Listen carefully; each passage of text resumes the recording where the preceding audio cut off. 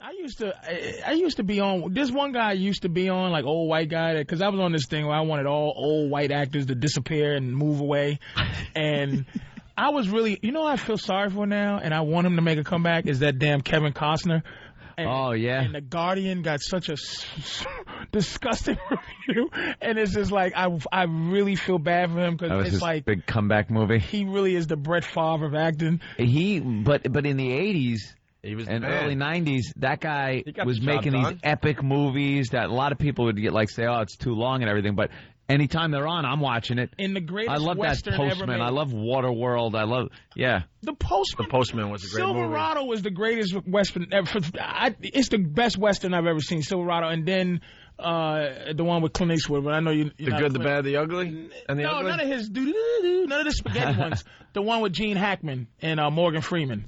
The Unforgiven. Or Unforgiven, whatever. Yeah, that was a great movie. It was great, but I loved The Postman. Yeah. All those. Wait a minute, you just called me out saying I don't like Clint Eastwood? I didn't like that fight movie. I thought you didn't like him now I hate Clint Eastwood now. All right, I hate mad about it. Unforgiven is pretty old now, bro. It's about that's at least really 10 years old. At least 99, right? That's when he was still. No way. That's when you could still put him in the Western attire and he didn't look ridiculous. Yeah, no, it changed for me when he's soaping up in Bridges of Madison County. Yeah. Oh, yeah, I got dragged to that movie. Oh, that goddamn chick flick, Bridges of Madison County. I got dragged to that piece of crap. When he's out by the well and he's got his shirt off and he's washing himself, and what's her name there is. Meryl Streep is in the window watching him and slowly touching her shoulders and running her hands down her body, getting all hot. And he's just a mess. He's all God, like an old leather purse. Old man. Yeah, there's baloney boobs. What she was doing, she wasn't getting off on him. She was touching her shoulders. She was touching herself. I feel the same way he looks. I got the heebie-jeebies looking at him. I feel leathery. Are you ready to feel old? Unforgiven, 1992. Oh, okay. Is that 92? That's an old movie now. That's an old movie. Is that considered old? Yeah. Yeah, because Think someone about it. born then is how old? A teenager right now.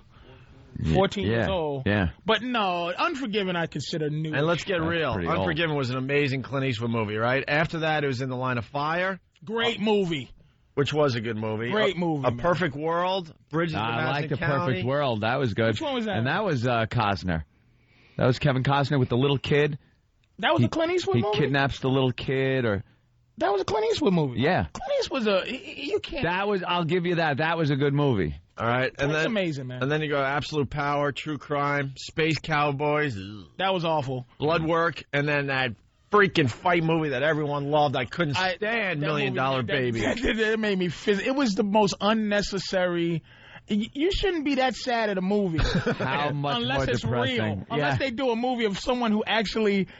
But even if it's real, it's like, you know what? At least, like, when she dies, like, put her in a robot chair or something. But it's like for half the movie, I watch her deteriorate into, like, in the bedpan stuff. It was like, why have to watch Why? This? When is this going to turn for me? No. Then he leaves. Here's what I hate. I don't like when a character leaves a movie, and at the end of the movie, it doesn't go... it doesn't tell you what happened to the character. With just a little What do you want? The friggin' Animal House ending? Where? Yes, I want Animal. I want Pluto that ending for Blutarski. every movie. Pluto married her. All right, Pluto. All right, Becomes baby. Senator Blutarski. That's what you want, the Animal House ending. He went crazy in Vietnam. The Fast Times.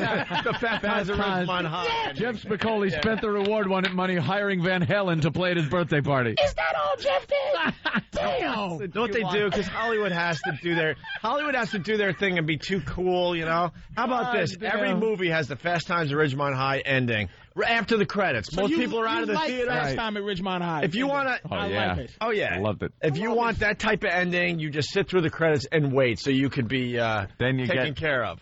Well, I always thought it was a little silly on a drama. Like comedies, it's one thing. But in a drama, it's kind of silly to put that end thing, what happens to the characters, because it's fictional.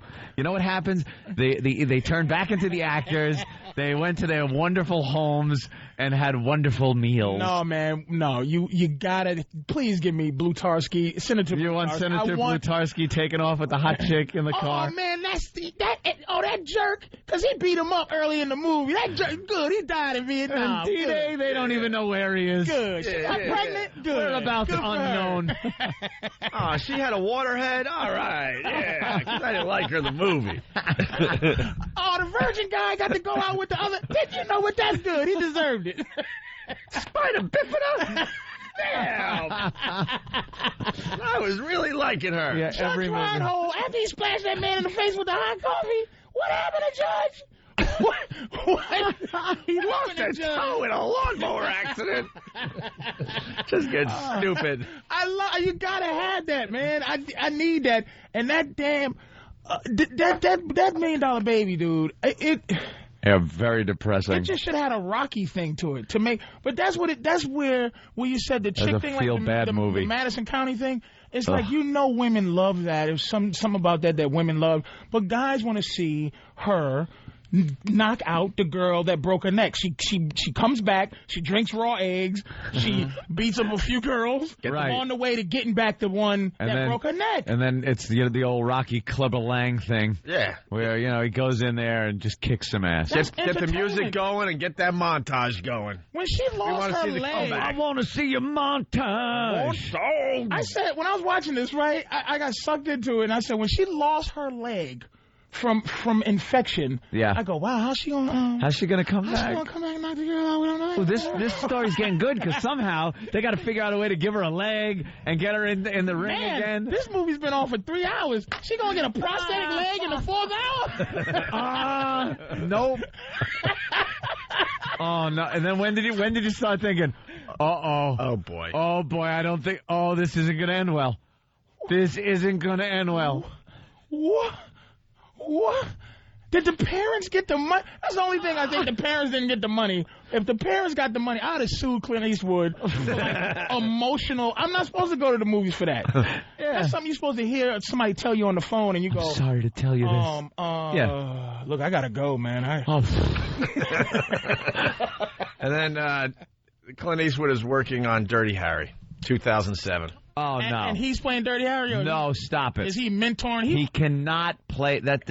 Don't do this. It's in pre-production. Who's the star in it? Because I'm going to tell you what it's going to be. It's going to be him as the mentor to some new Dirty Harry. Yeah, Dirty Harry. Vin Diesel's Dirty Harry. Look, you remind me a lot of me when I was your age. A lot of that. Look, it's a different time and a different age, and Is it? And it's going to be like... Pops. Yeah. I get it. All right, old man, this is how we do it today. In some Fast and the Furious car. Hey, slow down. I'm getting too old for this. Yeah, we know. Remember Cullis is like, hey, the cows. Pac-Man. Dude. Yo, Pac-Man. I just happen to have this in front of me today. Clint Eastwood's greatest movie ever. Which one? Play Misty for me. Play Misty for me. This was horrible. This is a TV movie from the 70s where he plays a disc jockey in this old, I guess it was a lighthouse or something. This was a TV film? TV movie. A lot of big celebrities did TV movies back in the old days. Were good, too. Sybil was like a TV movie. Remember the ABC Sunday night movie starring, and it was like a big event. They don't do that now. Brian Dennehy was the #1 guy on the cast list. Yeah. Brian Dennehy, Joyce DeWitt, and Love Turns to Tragedy. In a Lifetime exclusive starring Marky Post. And the mother from Family Ties. The mother and Joe from The Facts of Life. From The Facts of Life. After losing her breast to breast cancer, she thinks she found the perfect man. But he turns into a nightmare. So it's like starring Barbara Streisand's husband. So he's the perfect guy until halfway through the movie, where he's like, just out of nowhere tells her, "Shut up," and smacks her in the face. She goes, "Oh, I didn't know he was abusive." And then he just turns into some homicidal maniac, and she's got to kill him. And then it ends in the courtroom with her getting acquitted. Yeah. The Farrah Fawcett was good for that. That was the first one, the Burn in Bed. Burn in Bed. Where she burnt the husband up in the bed. That was like a true story or something. She's announcing that she has cancer today, by the way. And yes. She wants everyone. She held a press conference to tell the press to leave her alone. Yeah, she had a press conference to tell the press to leave her alone through this difficult time. I think she's got the poop cancer. No, does she the colon? I'm not sure. Oh, ow. What kind of cancer what has she got? Is Farrah fighting? Poopy cancer? Jesus. If you got the poopy cancer? It's not. Come on, man. You guys want to hear Clint Eastwood as a DJ? Yeah, let's do this. This is Play Misty for Me. TV movie back in the 70s when they were really big. I can't. Are you sure this is a TV movie? Someone is saying that it was in the movie theater. No, I think it was in the movie theater. I will bet any amount of money right now. Play Misty for Me TV movie. Go to IMDb and we will. Internet Movie Database. Solve this. If this bill hangs up, I'll hunt him down. All right, hold on, Bill. We'll find out. Hold on, Bill. Well, the movie is Clint Eastwood. He's a DJ in Carmel, I guess. Yeah, Carmel. A little radio station in the middle of nowhere, and he had to write his poems for his radio show. His radio show. He had to field the music. He had to pick out his music, and then he had to play poems that he wanted to play in between tunes. That's what it was. His and then he had who would listen to that drivel? And then he had the stalker that all she wanted to hear was Play Misty. Yeah, Play Misty for me. Play Misty for me. And it just ends up with her running into the studio or his house with a knife trying to kill him. Oh, yeah. And all she'd say was, Play Misty for me. And at first it was like, all right, what's your name? All right, here's Clint Eastwood on the radio. Taking requests. Here he is. 2 for Tuesday. Here in the lighthouse. Here he is reciting one of his poems. Men have destroyed the roads of wonder, and their cities squat like black toads. It sucks. In the orchards of life, nothing is clean or real or as a girl. That's the PD to hotline him. Or be a man with. This is Dave Garver with a little verse, a little talk, and 5 hours of music to be very, very nice to each other by. Bye. Clint, yeah. Look, we're going to talk. Can you bring in an air check into my office? Because we really got to go over this. You stink as a jock. Yeah, but he ends up throwing her off the cliff in the end of the movie. Yeah, that was pretty cold, but he's the worst disc jockey ever. Hey, Opie, the Dirty Harry thing you're looking at on IMDb is the video game Clint Eastwood is going to be in. Oh, he's doing a voiceover for it? I thought it was in the movie section. Oh, okay. IMDb. I'm sorry about that. It's a video game. Okay. Oh, that's cool. Usually you'll just see a VO for voiceover. Here's the broad calling in to Clint Eastwood as he does his radio show. Men have destroyed the roads of wonder. That sounds like my poem again. Squat like black toad. What happened? I'm being redundant. Sorry. It's a twofer, I told you. Caramel, Dave Garver speaking. Hello. Hi, what'll it be? Play Misty for me. Misty, huh? We have that right on the play rack. Thanks for calling. Yeah, that's his request. Opie, push your fart button for me. Yeah. Do the thing when the guy's choking and doing something. So this is what DJs did before Howard showed us all what to do. Yeah, thank God. You dick. Yeah. We'll have more I invented sounds poetry. Hoo-hoo. I'm going out to the Hamptons. Robin. Hoo-hoo-hoo. They're ripping me off. Men are ruining the world, and black toads are coming. But I invented all that. Radio is nothing before me. I'm going to satellite. Radio is all about just reading poems. I have 5 million Before listeners. I came along. Robin. Now I have to have my girlfriend fall down at Madison Square Garden so they talk about me in the paper. What'd you do? What was the last movie you did? Oh,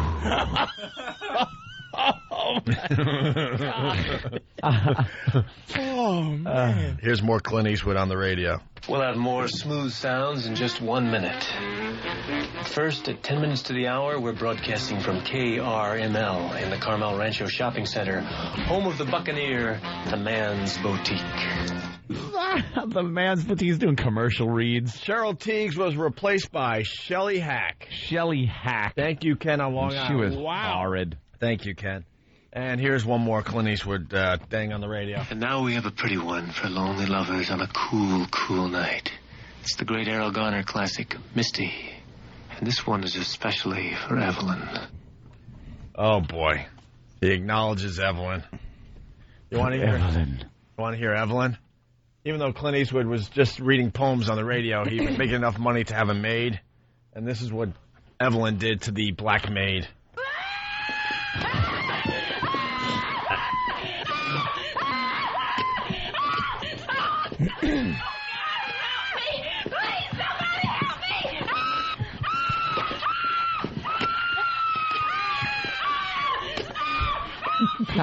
Of course they couldn't swear, but they could kill a black woman to death.